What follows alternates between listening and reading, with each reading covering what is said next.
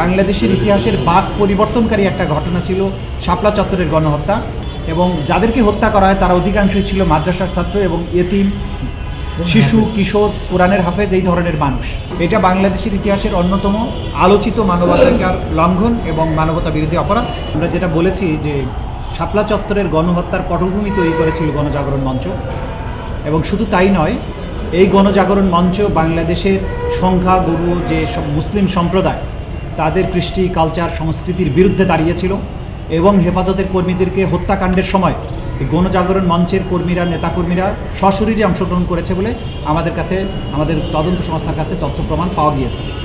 এর বাইরে ইমরান এইচ সরকার গণজাগরণ মঞ্চের মুখপাত্র হিসাবে সে নিজে সরকারের যে সমস্ত ঊর্ধ্বতন কর্তৃপক্ষ, প্রাইম মিনিস্টার থেকে শুরু করে স্বরাষ্ট্রমন্ত্রী, র্যাবের প্রধান এবং পুলিশের কর্মকর্তাদের সাথে বিভিন্ন সময় বৈঠক করে এই শাপলা চত্বরে যে পরিচালিত অভিযান ছিল সেটির পরিকল্পনায়ও তিনি অংশগ্রহণ করেছিলেন।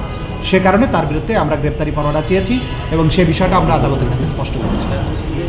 এবং আপনারা জানেন যে বাংলাদেশের ইতিহাসের বাক পরিবর্তনকারী একটা ঘটনা ছিল শাপলা চত্বরের গণহত্যা।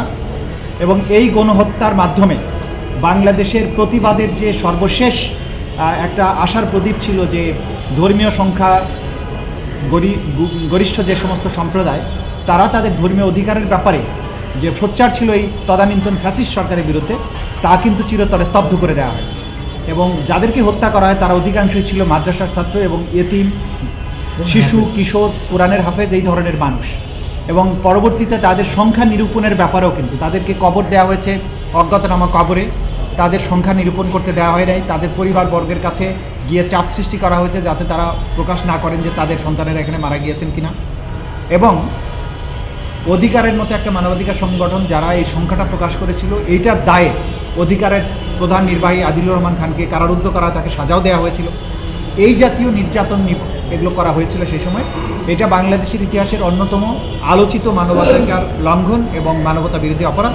সে কারণে ট্রাইব্যুনাল অনেক পর্যালোচনার পরে এটাকে মানবতা বিরোধী অপরাধ হিসেবে চিহ্নিত করে এটাকে তদন্তের অধীনে নিয়ে এসেছে এবং এটার বিচারের ব্যাপারে পদক্ষেপ গ্রহণ তারা করবে, এটা আমাদের পক্ষ থেকে সিদ্ধান্ত।